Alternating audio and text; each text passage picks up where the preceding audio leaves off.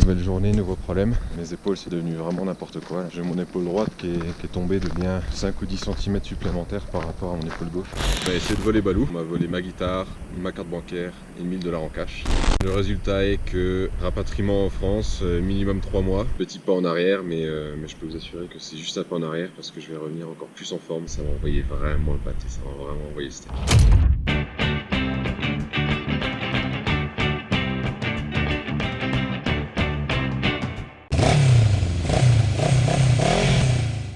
Busca lo más vital nomás, lo que es necesidad nomás. 14 décembre 2020, pleine crise du coronavirus. L'heure de la mise en place de la mission rapatriement pour notre ami Balou. Balou qui est immobilisé depuis 1 an et demi dans le désert d'Atacama. On y retourne, on va rechercher la bécane, la remettre en état de route et traverser le pays jusqu'à San Antonio pour le départ en bateau jusqu'au Havre. 2600-2700 km à faire sur une dizaine de jours. Allez, rendez-vous au Chili. Est-ce que tu as déjà vu un aéroport aussi vide que ça? Passeport de la victoire.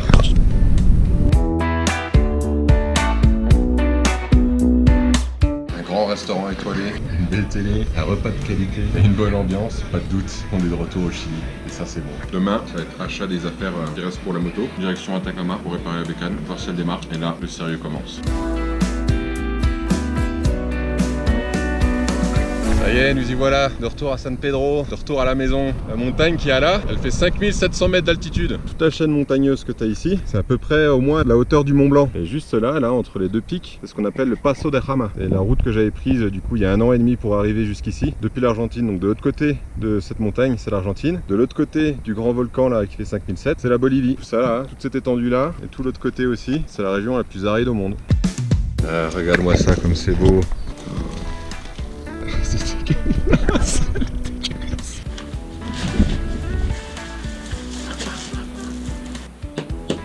Je savais qu'à partir du moment où j'avais récupéré Balou, les choses difficiles allaient commencer. Donc là, c'est commencer par amener la moto à un garagiste pour recharger la batterie, laisser là-bas le temps que moi je m'occupe de toutes les autres pièces. On se met en place un petit atelier, commencer à enlever un peu tout le superflu, mettre la bécane à nu, voir un peu qu'il en est, l'étendue des dégâts. Les joints spi sont morts. J'ai tenté d'aller faire recharger la batterie est morte. Je vais commencer à préparer tout ce que je peux déjà dès maintenant et puis on verra par la suite.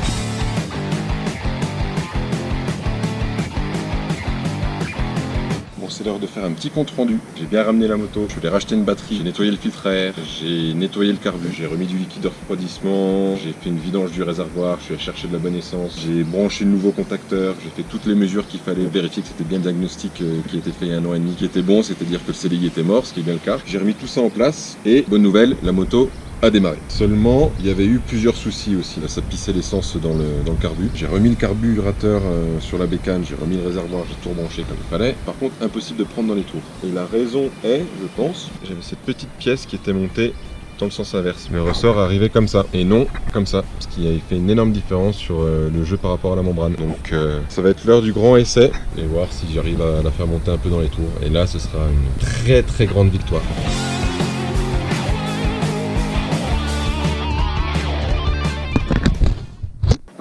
On reprend la route, la moto roule, niveau moteur c'est quand même plutôt correct et j'arrive pas à comprimer les suspensions, c'est une horreur quoi. Puis niveau freinage c'est pas ça du tout, donc on va rester prudent toute la route. Ça fait quand même du bien cette petite routine matinale là. Je fais mes affaires, je pète un truc, putain. Je disais donc, ça faisait du bien, petite routine matinale, tout se passe bien, pas trop quelle route je vais prendre, je sais pas où je vais aujourd'hui, je sais pas où je vais ce soir. On va bien quand même me trouver un petit coin camping sauvage, mais le problème c'est que j'évite de me faire contrôler par la police, parce que les papiers de la moto sont plus en règle depuis 1 an, j'ai une saisie du véhicule et une belle amende. L'autre problème qu'il y a c'est que avec le Covid on peut pas passer de région en région sans justificatif, et moi je rentre pas dans les cadres de ce justificatif, donc il faut faire gaffe. Et le problème en plus de ça c'est que je suis traqué. Tous les jours il y a le gouvernement qui m'envoie un email et je dois lui dire ce que j'ai fait, où je suis, et si je change d'endroit, je dois lui dire où je vais. Si je fais pas ça, je risque d'avoir de gros problèmes au moment où je vais devoir repartir pour mon avion de retour en France. Ça rajoute du fun, hein.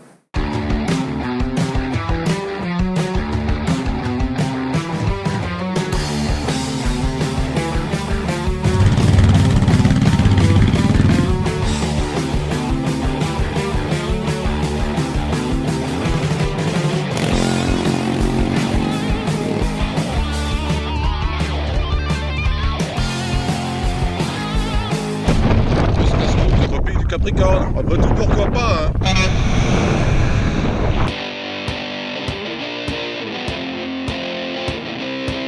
On vient de quitter le désert, on se jette directement dans le Pacifique. Ce petit village là, c'est Papaoso. Et on va aller en direction de Taltal.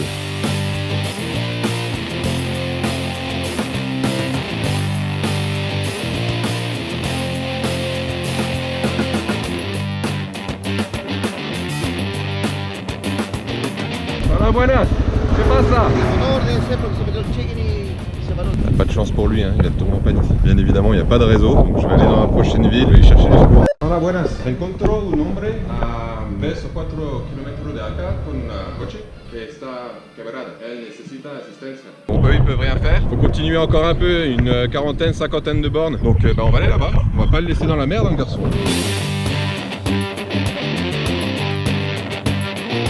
Buenas. Encontró un hombre que necesita asistencia. Es que es difícil que alguien vaya así, sí, porque cuando a veces lo van a buscar ya lo traen de vuelta. Se puede esperar todo el día, toda la noche también acá. ¿Hagamos más acá que diseñada? Sí.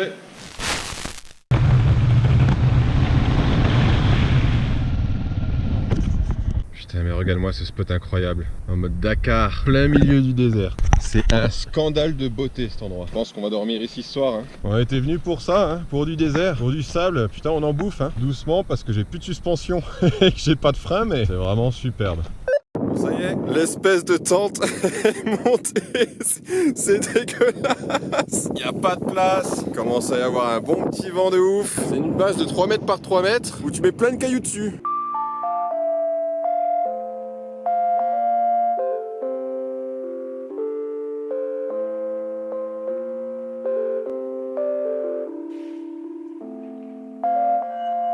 Il y a quand même pire comme endroit pour lire un bouquin. C'est quand même dingue ce que la vie sur la route ça peut t'apporter comme sensation. Plein de choses, l'estime de soi, ça apporte de la confiance, ça apporte de la bonté envers les autres, de la curiosité, beaucoup de curiosité. T'as envie de tout goûter, t'as envie de parler avec tout le monde, c'est juste incroyable, c'est des choses qu'on peut pas retrouver chez nous. Enfin, pas aussi intensément, ça c'est clair et net. J'ai beaucoup échangé avec Janet. Janet c'est la femme qui a gardé Balou pendant près d'1 an et demi, qui vit à San Pedro de Atacama et qui vit exclusivement du tourisme parce qu'elle tient un hôtel là-bas. C'est une femme qui est géniale, qui est adorable, qui a un cœur énorme et je voulais échanger avec elle pour voir comment la crise du Covid a été vécue au Chili et comment ça se passe ici, quoi. Et c'est là qu'on voit qu'on est quand même énormément chanceux en France. Il faut savoir qu'ici, il n'y a eu aucune aide de la part du gouvernement. Les seules aides qui ont été mises en place, il y en a eu 2. La première, c'est que tu avais le droit de toucher par mois 10% des mensualités que tu avais cotisées pour ta retraite. Donc pour quelqu'un comme Janet qui a travaillé pendant 35-40 ans, c'est pas un grand montant, mais ça aide déjà à vivre. Pour le mec à 26-27 ans qui a fait des études, qui n'a pas travaillé longtemps, c'est rien du tout ça. La deuxième aide qui a été mise en place, c'est un crédit avec un taux très intéressant. Ça, c'est se tirer une balle dans le pied. C'est pas une aide, c'est se mettre la corde au cou, quoi. Donc c'est pas intéressant non plus. Janet, c'est une femme maintenant qui vit depuis 8 mois sur ce genre d'aide-là, qui avant payait les études de son fils ainsi que son logement dans la capitale et qui a dû retirer son fils de ses études. Donc quand tu remets ça à sa place, quand tu compares ça avec tout ce que nous on vit en France, on n'est vraiment pas à plaindre. Voilà, c'était juste une petite aparté un peu moins fun, mais tout aussi importante, si ce n'est plus importante. Voilà, je voulais juste dire ça. Puis maintenant, je vais vous laisser profiter du beau coucher de soleil qui va arriver d'ici une petite heure, 1 heure et demie.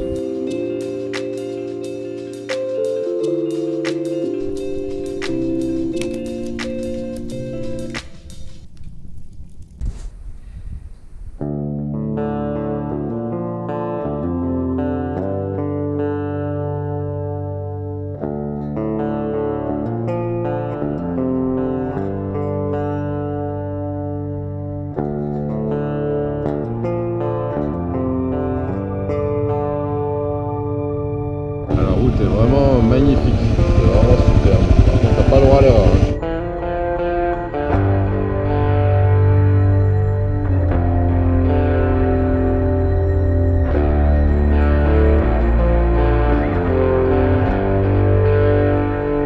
Il n'y a pas à chier, ça fait du bien de rentrer pour Noël, hein. Bienvenue là où j'ai grandi. Donc là t'as le parking, salon, salle à manger, cuisine, salle de bain en même temps. Là t'as les plaques à induction.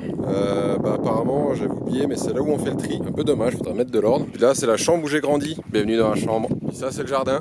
C'est le plus beau de la maison, le jardin, je me suis toujours dit ça.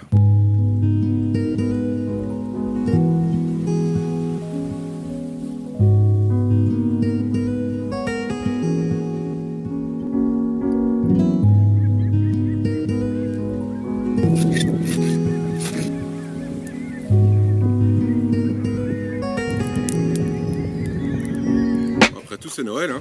Joyeux Noël à tous. Un peu chaud, mais il est pas mauvais.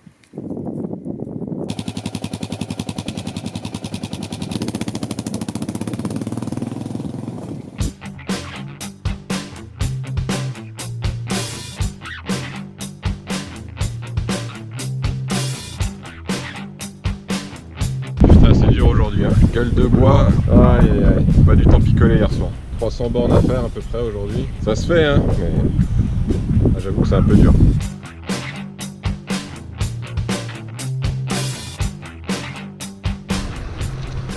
c'est maintenant que ça fait de la merde. Voilà, buenas.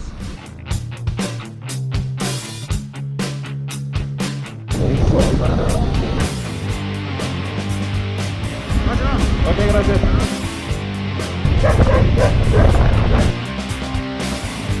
Bon bah voilà, ça y est, on est arrivé au port. Balou est tout prêt pour partir sur le bateau. On fait toute la paperasse, ça va être génial, ça change, je vais adorer ça. Mon moment préféré je pense. Et puis après, bus direction Santiago, on passe Nouvel An à Santiago et on rentre en France. Donc c'est peut-être la dernière fois que vous me voyez derrière la caméra pour un bon moment. Mais il y a encore plein de projets, il y a encore plein de belles aventures à venir, donc on se reverra bientôt. Salut!